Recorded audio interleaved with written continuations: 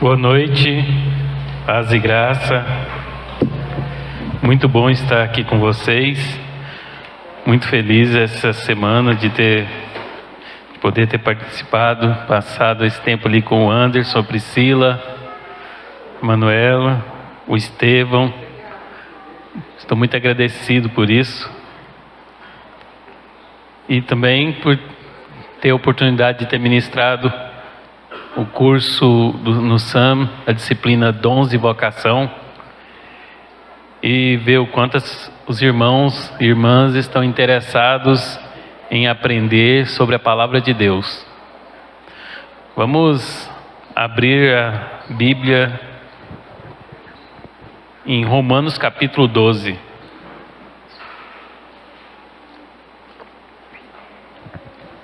Romanos 12, a partir do versículo 1. Do versículo 1 ao 5.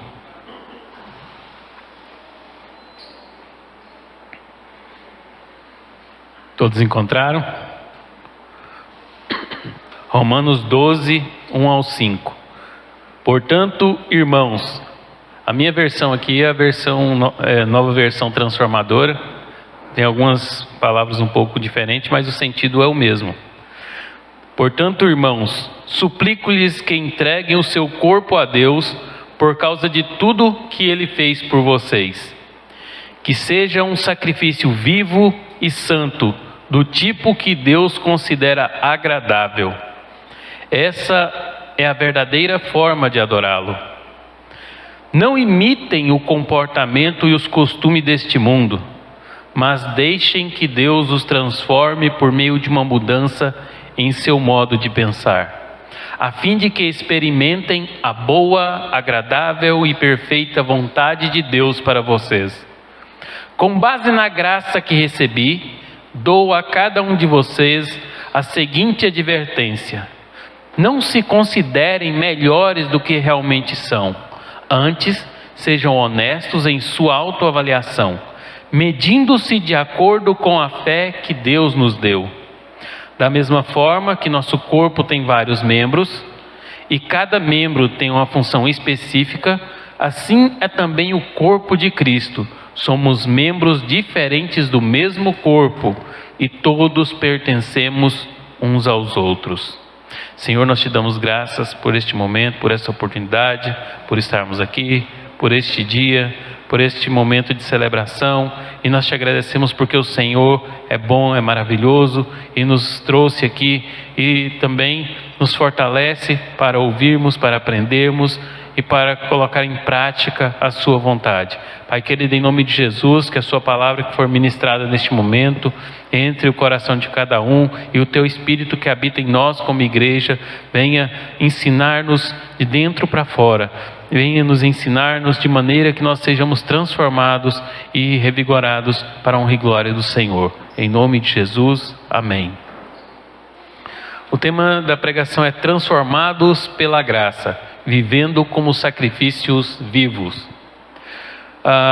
Quando nós lemos esse texto de Paulo, e aqui Paulo, nessa carta aos Romanos, ele chega no ponto em que ele começa a tratar da prática, da ética. E ética é isso, ética é a prática de algo que nós entendemos e que mudou o nosso interior. Os primeiros capítulos do 1 até o capítulo 11 do livro de Romanos, Paulo trata apenas de conceitos teológicos. Paulo trata do conceito teológico principalmente, que é o centro da carta aos Romanos, que é a justificação. O apóstolo Paulo escreveu aos Romanos para ensinar a eles por que eles haviam sido salvos, como eles haviam sido salvos e o que eles deveriam fazer com a salvação. E ele gasta 11 capítulos para fazer isso.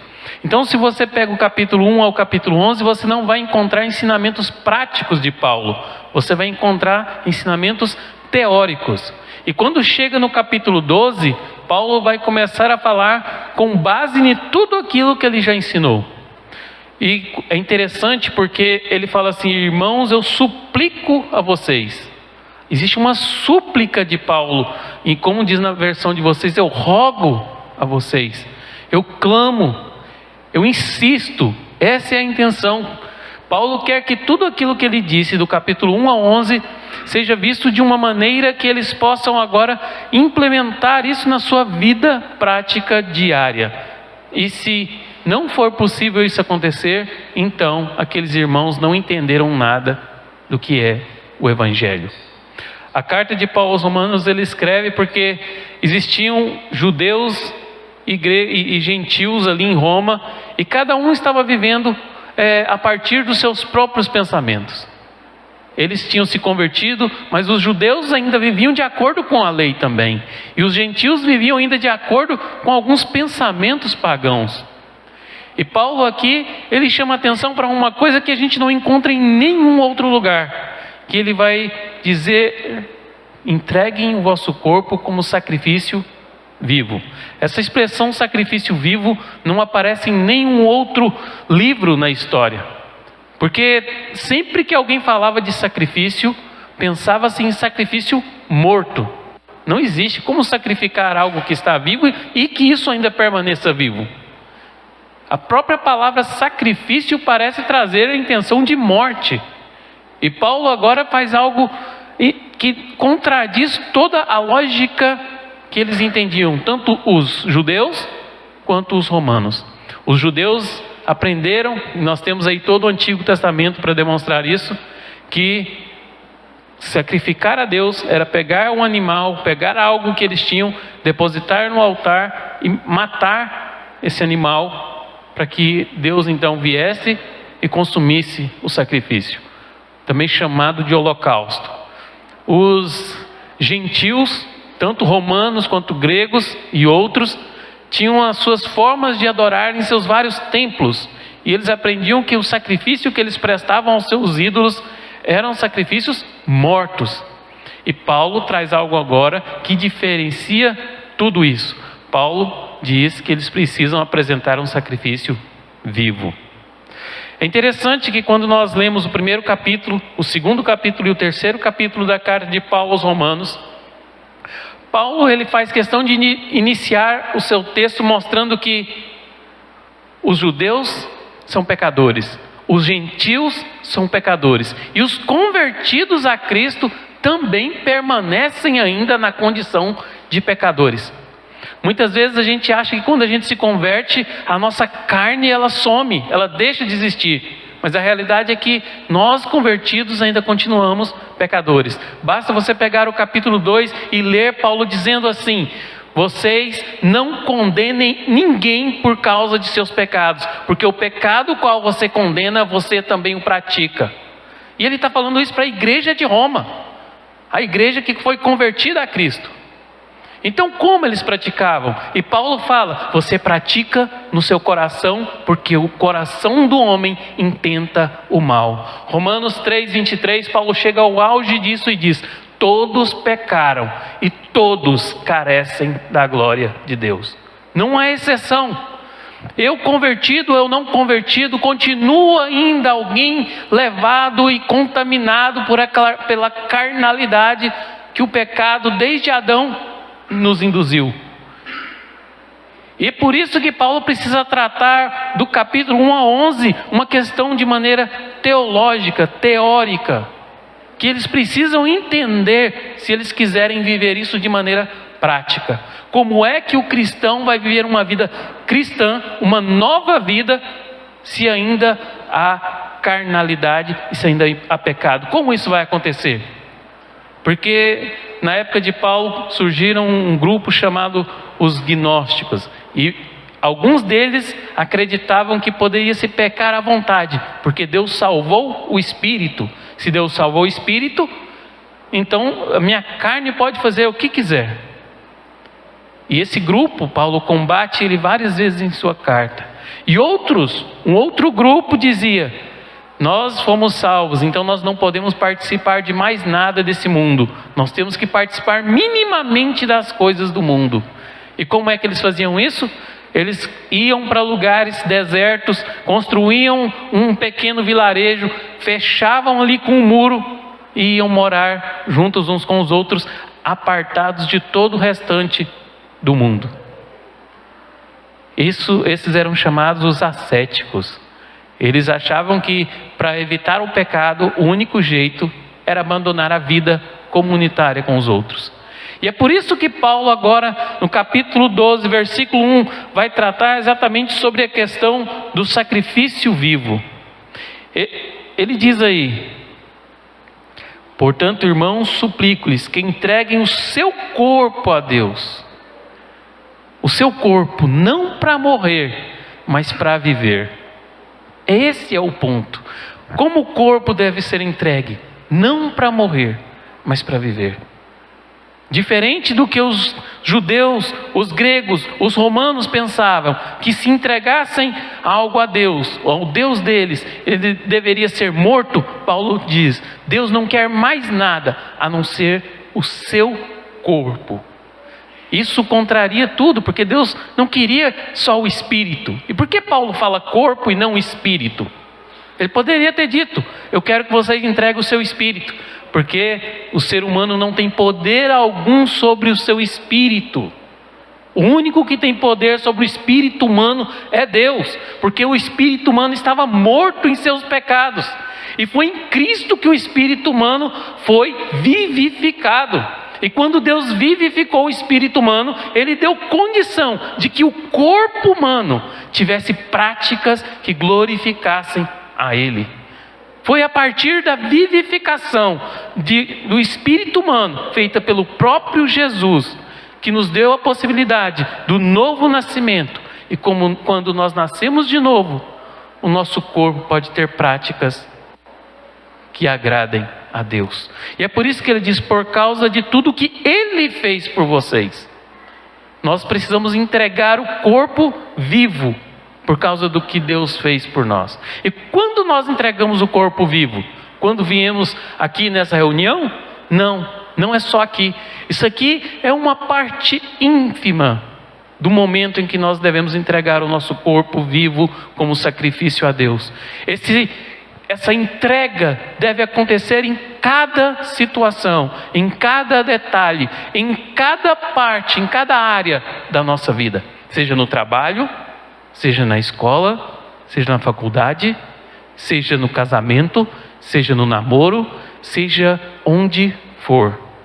Cada momento nós precisamos intencionalmente entregar o nosso corpo como sacrifício vivo a Deus. E é interessante porque Paulo fala assim que isso é por causa do que Jesus fez. E o que Jesus fez? Nos justificou pela fé. Esse é o tema central da carta aos Romanos.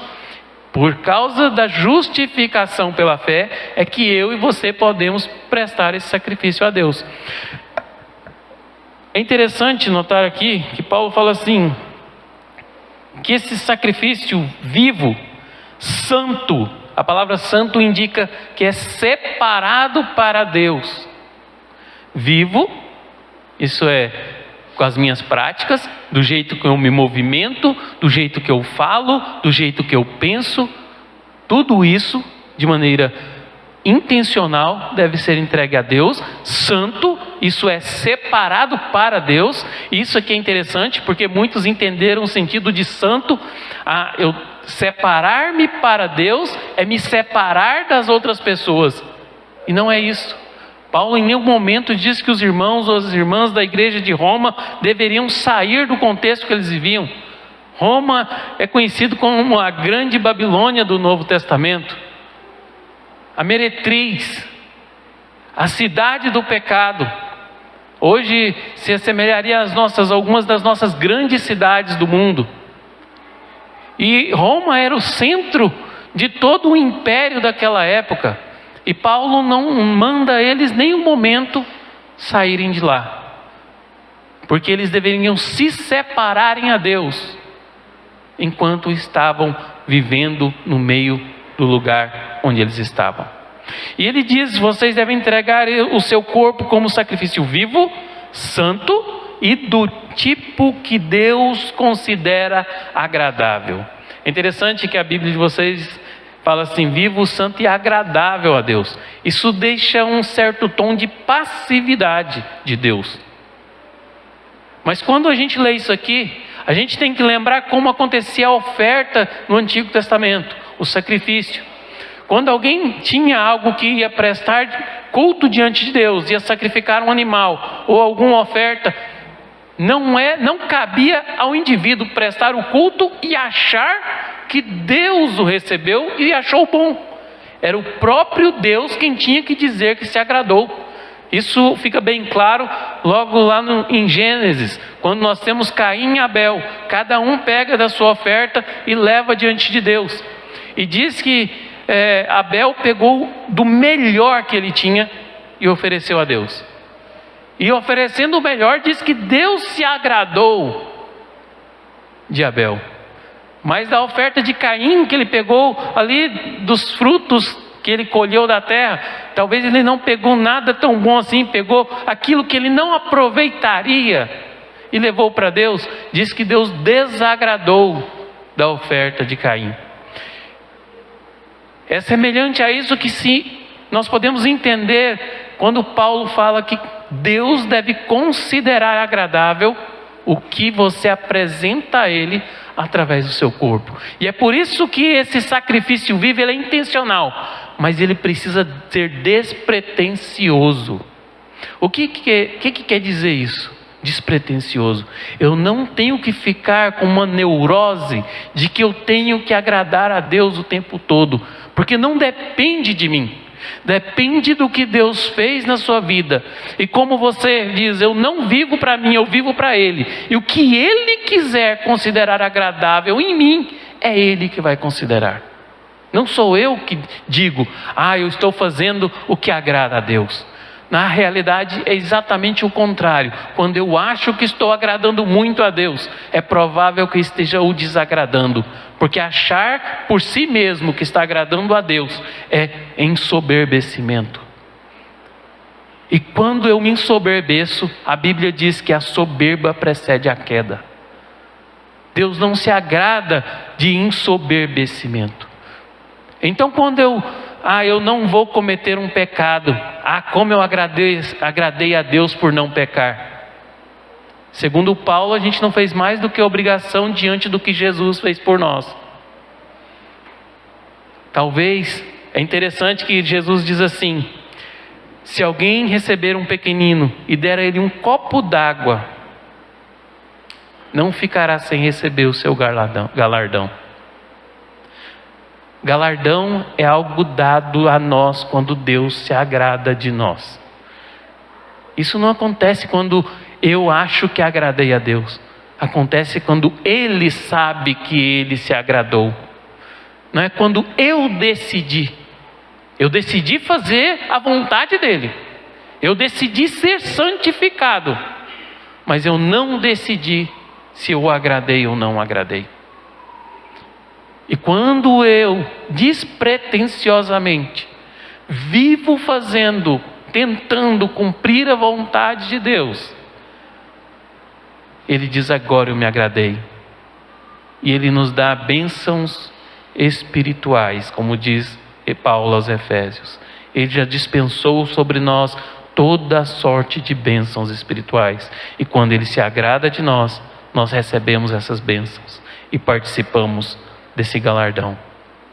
Então não adianta eu ficar com a neurose de achar: eu vou agradar a Deus nisso, eu vou agradar a Deus aquilo, eu vou agradar a Deus naquilo outro. Porque não depende do que eu faço, depende do que Ele enxerga. E nós não conseguimos medir a mente de Deus. E é interessante porque quando Paulo coloca que é sacrifício vivo, ele também está dizendo que é sacrifício prático. Sacrifício prático é uma liturgia diária. A palavra liturgia significa serviço. E por ser prático, não pode ser algo só da mente. Não pode ser algo: eu sei o que é fazer o certo. Saber o que é fazer o certo e não viver o certo é diferente. E nós não agradamos a Deus só pelo pensamento. Nós agradamos a Deus pelo que vivemos. É impossível agradar a Deus só pensando em fazer o certo. É preciso que o certo, ele seja vivido através dos meus membros. Paulo diz: entregueis os vossos membros ao serviço dos santos. Os membros são os braços, as pernas, o meu corpo todo, os meus ouvidos, a minha boca, os meus olhos. Tudo o que eu sou enquanto ser humano deve ser entregue em serviço ao santo. E quando eu me entrego, vivo em serviço aos santos, é que Deus diz: agora eu me agradei. E todo o agrado que acontece de Deus através de mim e de você, não é mérito próprio. Vem disso que Paulo diz aí: por causa de tudo que Ele fez por vocês. Quando Deus se agrada de mim e de você, Deus está se agradando do que Jesus fez na sua vida. Não tem ninguém em toda a Bíblia que Deus disse: eu me agradei, a não ser Jesus. Ele disse: eis o meu filho amado, em quem eu tenho prazer. Quanto ao ser humano, a palavra é: todos pecaram. Todos pecaram. Essa é a palavra sobre nós. Mas quanto a Jesus, o próprio Deus, em voz que Jesus ouviu, outros que estavam ali ouviram como um trovão, Deus disse: eis o meu filho amado, em quem me comprazo. Quando eu e você conseguimos agradar a Deus, o nosso mérito não existe, porque é Deus agradando ou se agradando por meio de Jesus. Isso é maravilhoso. Mostra o quanto nós estamos fundados no pecado, mas quando nós estamos em Cristo, mostra que o amor de Deus, Ele olha em nós e não vê nada disso a não ser o próprio Jesus. Isso é ser vivo, santo e agradável a Deus. É Deus olhar e dizer: eu vejo o meu filho. Quanto mais a nossa vida se assemelha àquilo que Cristo é, mais Deus é agradado e mais Cristo é visto através de nós e por meio de nós. E isso é intencional, mas tem que ser despretensioso. Eu quero parecer com Jesus, eu vou começar a fazer as coisas do jeito que Jesus faria. E quanto mais nos esforçamos, mais nós vemos que nós somos incapazes. Mas quando nós menos esperamos e damos um copo de água a quem tem sede, Deus está ali dizendo: agora eu me agradei. É interessante porque na história da igreja, no século II, tem um irmão chamado Policarpo. Não sei se alguém já ouviu falar do Policarpo. Bom, o Policarpo, ele foi levado diante do tribunal romano. Ele tinha 86 anos. E quando ele é levado diante do tribunal romano, eles queriam que ele negasse a Jesus Cristo. E eles o prenderam, maltrataram, bateram nele e disseram: se você não negar Jesus Cristo, nós vamos te queimar. Fizeram uma grande fogueira. E Policarpo disse assim: por 86 anos sirvo a Cristo. Ele nunca me fez mal. Como posso blasfemar contra o meu Rei e Salvador? Sabe como é que nós chegamos na vida nesse ponto de dizer diante da morte que nós não negamos Jesus? Quando nós vivemos uma vida como sacrifício vivo, santo, e que Deus olha e diz que Ele se agradou. É o único jeito. Eu sendo intencionalmente querendo fazer a vontade de Deus. É intencionalmente eu negando a mim mesmo. É intencionalmente eu tomando a cruz. É intencionalmente eu dizendo: eu não consigo viver a vontade de Deus, mas Deus pode viver a sua vontade através de mim. E foi isso que Policarpo estava dizendo: eu vivi 86 anos servindo a Cristo e Ele não me fez mal algum. Pelo contrário, só fez bem. Se for preciso morrer por Ele, esse é só o fim, mas também é o começo. Amém? E é interessante que termina dizendo assim, o versículo 1: essa é a verdadeira forma de adorá-lo. Ou como diz na sua versão, um culto racional. Ou um culto lógico, um culto espiritual. O que é o culto racional, espiritual, lógico? É a verdadeira maneira de adorar a Deus. Quando nós cantamos, quando nós oramos, quando nós fazemos algo a alguém, são meios que nós estamos adorando a Deus. A palavra adoração, ela tem um sentido de prostrar-se diante de e entregar algo. Eu me prostro, eu me rendo, não apenas em palavras, mas de maneira viva, com a minha vida. Tudo que eu tenho, as minhas finanças, a minha faculdade, os meus estudos, o meu ministério, a minha família, tudo eu rendo diante de Ti. Cada detalhe, eu passo a viver intencionalmente para adorar a Deus. Quando eu sou posto em situações no dia a dia, que eu tenho que provar a minha fé, eu digo, a minha fé se mantém.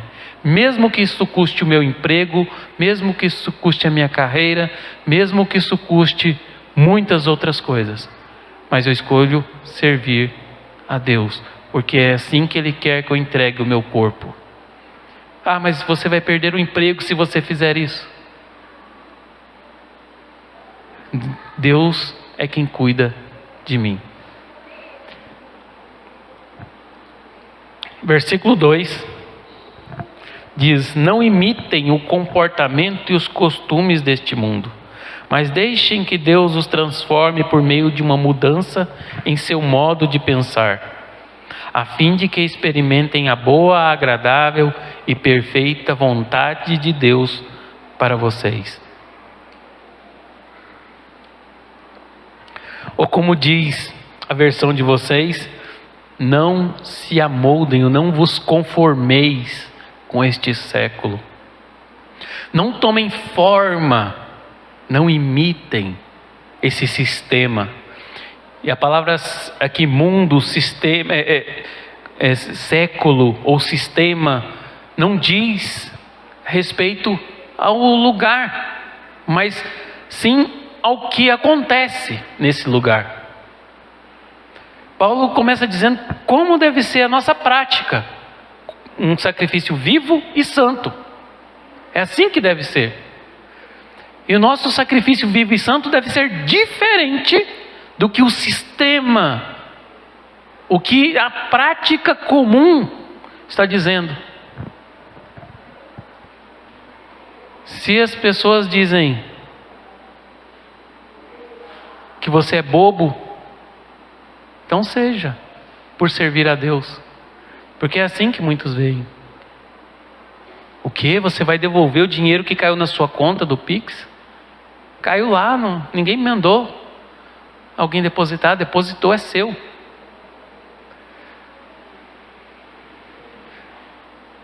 Ah, você vai deixar de lado uma promoção que você pode ganhar no seu trabalho só porque você tem que contar uma mentirinha? Ah, você vai abandonar toda a sua família só porque eles não te aceitam como cristão? Se eles não te aceitam, faz o que eles querem que você faça. Vive bem com eles. Esconde a sua fé. É interessante que Paulo fala que não imitem o comportamento. A palavra conformar, como aparece aí, não vos conformei, é tomar forma, é parecer com aquilo que não é um sacrifício vivo e santo. E Paulo fala isso logo depois que ele diz como os irmãos deveriam se apresentar. Paulo então não diz que eles têm que se afastar do contexto de Roma, mas ele diz que no meio daquilo tudo, eles deveriam ser diferentes. E como se é diferente? Apresentando um culto santo, vivo, a Deus. E o único objeto de culto do povo deveria ser Ele. Inclusive o César, existia uma expressão: César é Senhor.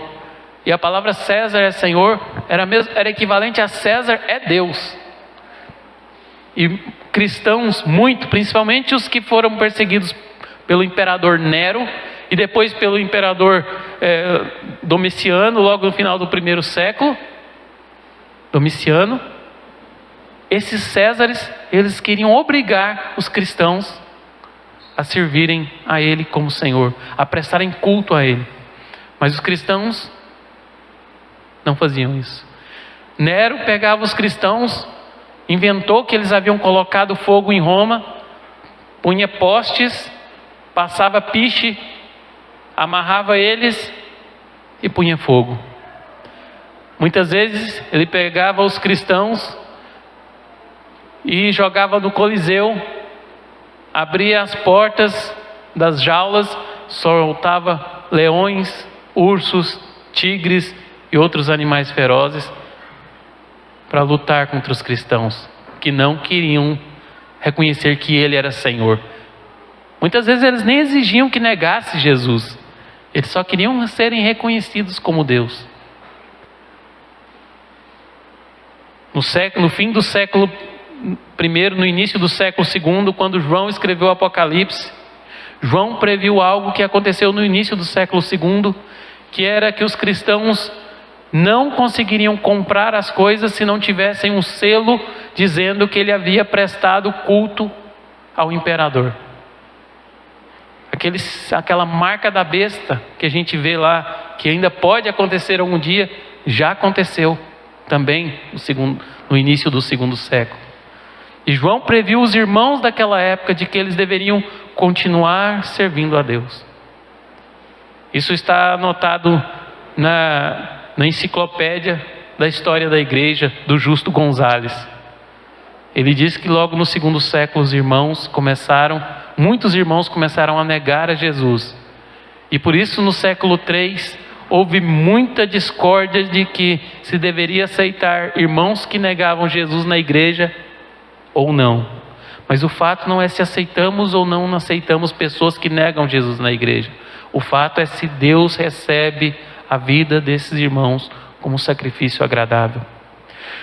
Porque se nós escolhemos nos amoldar ao comportamento do sistema, nós estamos abandonando o entendimento da fé.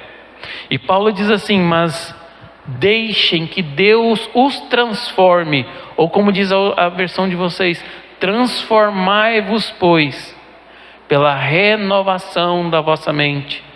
Mas deixem que Deus o transforme por meio de uma mudança no modo de pensar. A gente só pode ter uma prática correta, uma ética de vida cristã, se nós temos um pensamento mudado, porque apenas o pensamento mudado muda a nossa prática. Não adianta mudar o exterior. É muito comum, as igrejas até hoje ainda pregam muitos tipos de uso e costume. Elas apenas tiraram. Antigamente a mulher não poderia usar calça, não poderia usar um tipo de bermuda ou blusa, o homem não poderia usar bermuda, não poderia ficar sem camisa. Hoje nós criamos outros usos e costumes. Nós criamos vários usos e costumes e achamos que isso, só porque é a nossa própria maneira de enxergar, nós achamos que todo mundo tem que fazer.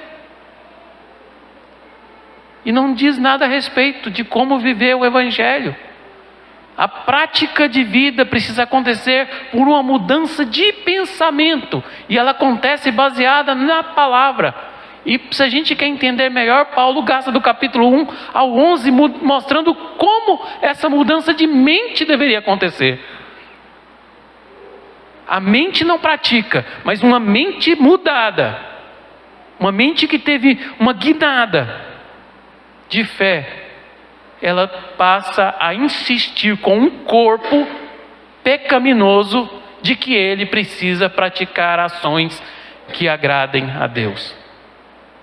Por isso que Paulo diz: transformai-vos por meio da mudança do modo de pensar. A palavra transformai-vos aqui é metamorfó. É a mesma palavra usada para a metamorfose da borboleta. E eu gosto muito dessa metáfora, porque a realidade é que todos nós, nesse mundo, vamos viver sempre a vida toda como lagartas. Mas como é que a lagarta se torna uma borboleta? Só tem uma coisa que a lagarta precisa fazer para se tornar uma borboleta. Qual que é? Comer. Mais nada. Mas se a lagarta não comer, ela morre e nunca se torna borboleta.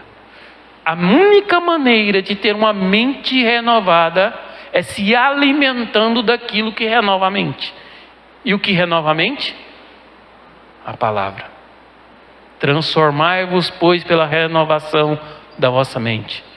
E a mente só é renovada pela palavra. O único alimento que o cristão precisa para ter a prática de vida diferente e não passar a imitar o sistema mundano é a palavra. Se a sua vida não for mudada na palavra, não adianta. E quando o cristão vai se alimentando da palavra, vai acontecendo internamente uma metamorfose. E essa metamorfose vai se apresentando no corpo, nos órgãos, nos membros, na fala, no olhar, na vida, um sacrifício vivo. Porque eu não vou, porque Deus me mudou. Eu não faço, porque Ele me mudou. Eu não quero, porque Ele me transformou. É isso. Quando nós chegamos aqui para celebrar em comunhão uns com os outros, é apenas a continuação da expressão diária da minha vida em sacrifício vivo e santo a Deus. Isso acontece, Paulo diz assim, a finalidade de eu ter uma mente renovada é para que eu experimente a boa, agradável e perfeita vontade de Deus. Quando Deus se agrada, eu passo a viver experimentando a boa, agradável e perfeita vontade de Deus. Toda a minha vida, todo o meu pensamento humano, toda a minha capacidade humana, inclusive religiosa, é minada pelo pecado. Mas somente quando eu passo a ter uma mente renovada pela palavra, eu passo a experimentar diariamente a boa, agradável e perfeita vontade de Deus. A gente às vezes pode se perguntar: será que eu estou experimentando a boa, perfeita e agradável vontade de Deus? Para muitos, experimentar a boa, perfeita e agradável vontade de Deus é ter dinheiro. Para outros é ter um relacionamento bem estável. Para outros é não ter problemas de saúde. Mas nada disso representa a boa, perfeita e agradável vontade de Deus. O que representa a boa, perfeita e agradável vontade de Deus? O que é? Se Deus está se agradando da minha vida, do meu sacrifício vivo e santo diante dele. É isso. Se Deus está agradado, eu estou experimentando a boa, agradável e perfeita vontade de Deus. Mesmo que o mundo pareça estar uma bagunça. E aí você pega alguns exemplos bem claros em toda a Bíblia, inclusive o apóstolo Paulo. Eu tenho um livro que eu estou escrevendo e parece que Deus está me ajudando. Eu tinha vários livros que eu queria escrever e eles estavam na minha cabeça e agora eu estou conseguindo colocar eles no papel. E um deles é Paulo entre o fracasso e o sucesso. A vida de Paulo, a gente tem a mania de pegar e olhar, Paulo foi o maior apóstolo. Mas Paulo diz assim: nós somos entregues a vocês como escória diante de vocês. Paulo se chama de escória. Ele diz: nós somos chamados para ser os últimos, os menores. E Paulo mostra tanto isso que ele escolhe mudar o seu nome, que era Saulo, que significava escolhido por Deus. Saulo, o escolhido, por Paulo, que significa pequeno. O nome judaico, ele prefere usar o nome romano, mesmo sabendo que o significado traria diante de muitos outros um desconforto. Porque Paulo vivia experimentando, mesmo no insucesso, a boa, agradável e perfeita vontade de Deus. É engraçado porque se a gente olhar as viagens de Paulo, você pega lá Atos dos Apóstolos e começa a acompanhar quantas cidades Paulo passou e nenhuma pessoa se converteu. Rejeitaram ele, apedrejaram ele, negaram ele, entenderam o mal que ele pregava, acharam que ele era um tipo de Deus, pensaram que ele era o Deus falador, o mensageiro, Apolo. Entenderam tudo errado que ele pregou. E Paulo saiu dali, depois de ter sido apedrejado, foi para outra cidade. Chegando em outra cidade, Paulo foi preso. Pregou, o pessoal falou: isso está estragando o nosso negócio. Ele expulsou o espírito de uma menina que adivinhava. Pegou Paulo, bateu nele, pôs na prisão. Aí Paulo lá na prisão, acontece um milagre de Deus. Porque Paulo estava experimentando a boa, agradável e perfeita vontade de Deus. E é por isso que hoje a gente olha para a vida de Paulo e fala: que sucesso foi a vida de Paulo. A gente só consegue enxergar isso porque Paulo vivia a boa, agradável e perfeita vontade de Deus. Mas Paulo chega um ponto da vida dele em que diz assim: cheguei ao ponto de desesperar sobre a minha própria vida. O desespero que Paulo teve era muito grande. Quando ele chega no fim da vida dele, escrevendo a carta a Timóteo, a segunda carta a Timóteo, ele diz: eu estou sozinho, todos me abandonaram, só Lucas ainda ficou aqui. E aí ele diz para Timóteo: vem, traz alguns livros e uma capa. Um homem que está preso, esperando a morte, porque ali vai ser, depois daquilo ele vai ser morto, pede uma capa para não sentir frio e livros para estudar na prisão. E a prisão, a segunda prisão lá em Roma, não era como a primeira, que foi numa casa alugada. Era num lugar muito triste, na masmorra, acorrentado o tempo todo, porque não tinha como as pessoas terem tantos policiais, a segurança que tem hoje. Então eles acorrentavam nos pés e nas mãos dos prisioneiros, e eles ficavam ali o tempo todo junto com ratos no esgoto, com a roupa toda rasgada. E Paulo pede para estudar, porque Paulo mesmo ali havia experimentado a boa, agradável e perfeita vontade de Deus. Assim como a borboleta experimenta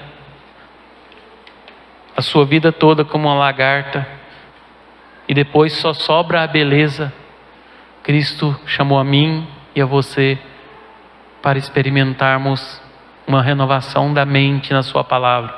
E através disso vermos a transformação acontecer dentro de nós, uma metamorfose acontecer, para que quando nós nos encontrarmos com Ele, seja plena a nossa mudança e não haja mais resquício de pecado, nem de sofrimento algum.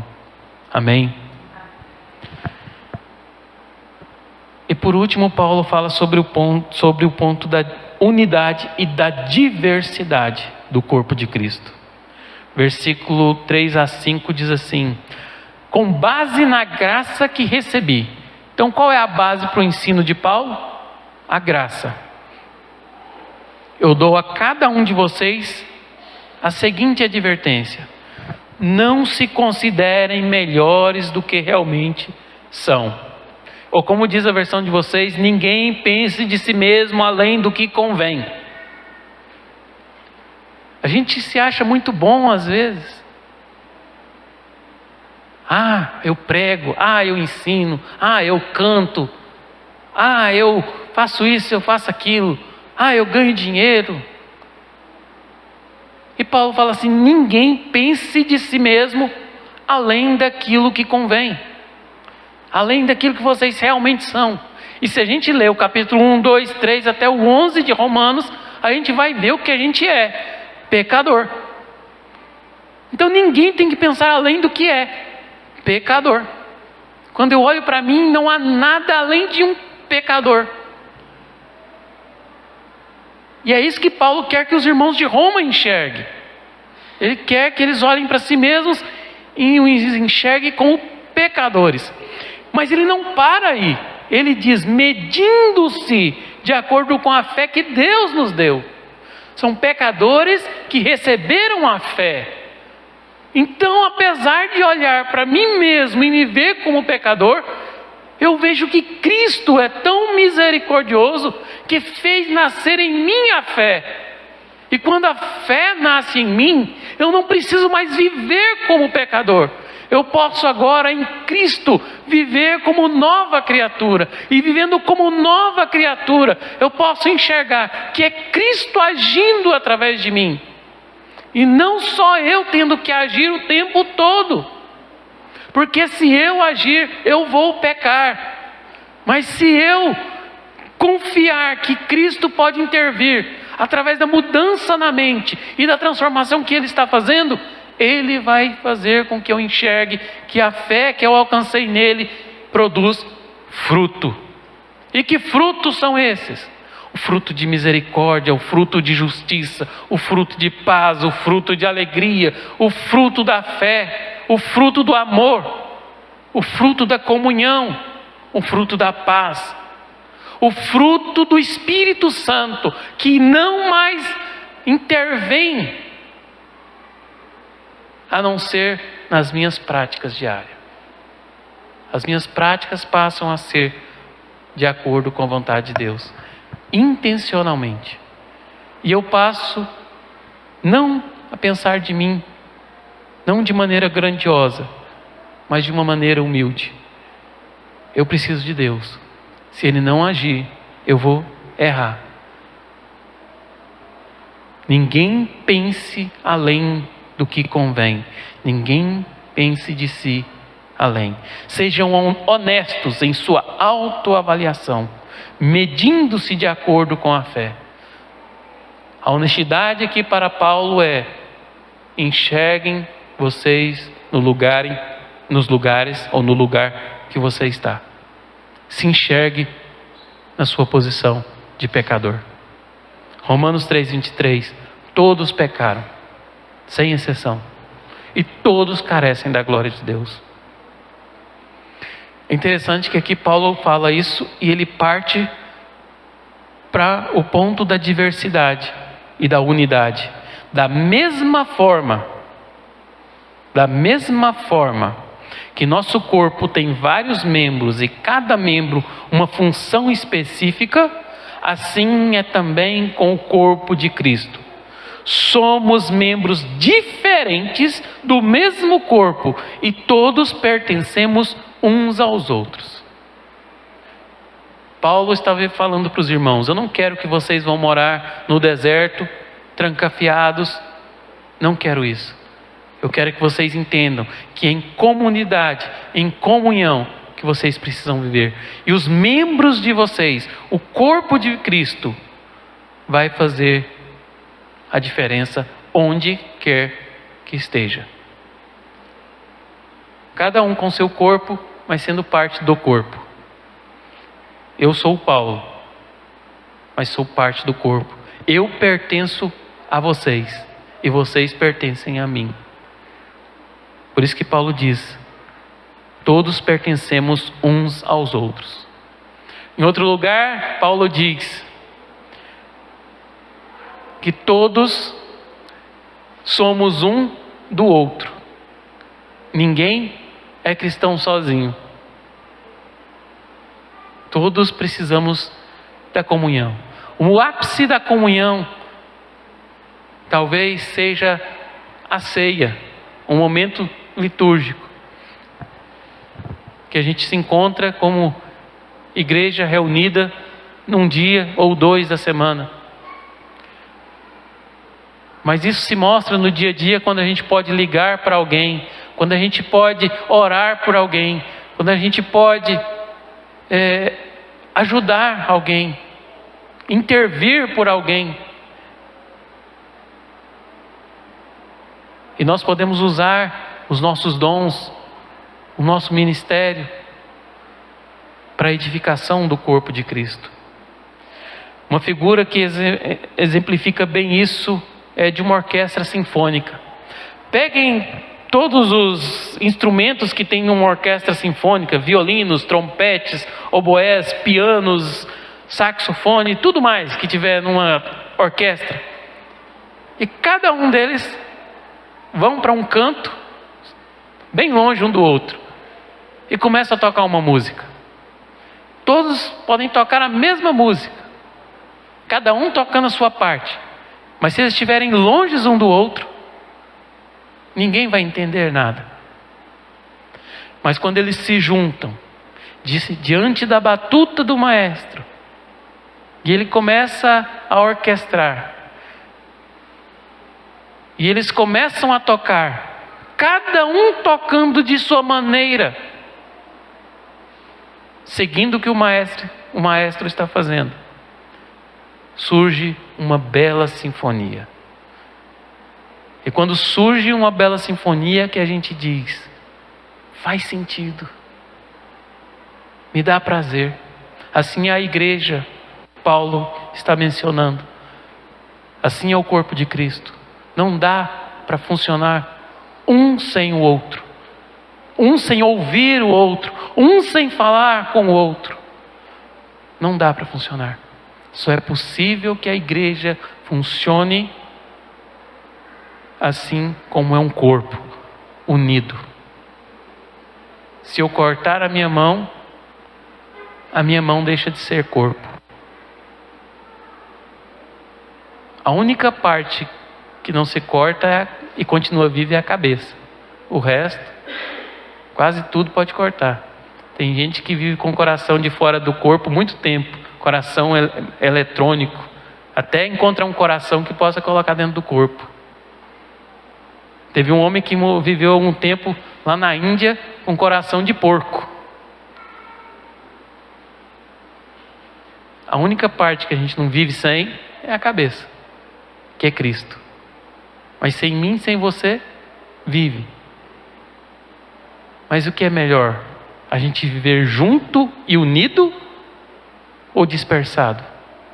E é por isso que Paulo coloca que nós devemos nos amar, valorizar e respeitar mutuamente. Porque é assim que eu e você aprendemos uns com os outros como apresentar o nosso corpo como sacrifício vivo, santo e agradável a Deus. Porque nós não vivemos só pelo nosso corpo, nós vivemos também pelo corpo de Cristo. Não é só o Paulo, mas somos todos nós, todo o corpo de Cristo. Então, quando eu penso no pecado, penso em pecar, penso em não agradar a Deus, penso em não servir, eu olho para o corpo todo e diz: o corpo também depende de mim, o corpo de Cristo também sou eu. e nós todos juntos. Amém? Sacrifício vivo, renovação da mente e unidade no corpo de Cristo. Isso tudo é graça e misericórdia de Deus, para eu e você vivermos e possamos agradá-lo. Vamos orar neste momento.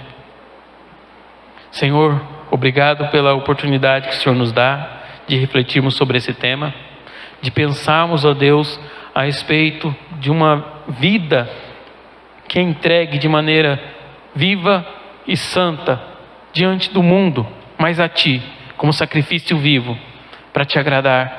E eu te peço, Senhor, em nome de Jesus, que o Senhor nos ajude a renovar a nossa mente na Sua palavra, através de um bom ensino, daquilo que os nossos mestres, os nossos pastores e todos os outros nossos professores nos ensinam. É aquilo que compartilhamos um com o outro no dia a dia, nas nossas dificuldades. Ajuda, Senhor, a renovar a nossa mente, a ver, ó Pai, uma mudança daquilo que nós achamos que é o certo, para aquilo que nós sabemos que é o Senhor que sabe que é o certo, a vivermos uma ética de pensamento voltado para a Tua palavra. Pai, em nome de Jesus, nos ajuda, Senhor, nos nossos desejos, nos nossos interesses do dia a dia, no nosso trabalho, na nossa escola, no nosso relacionamento.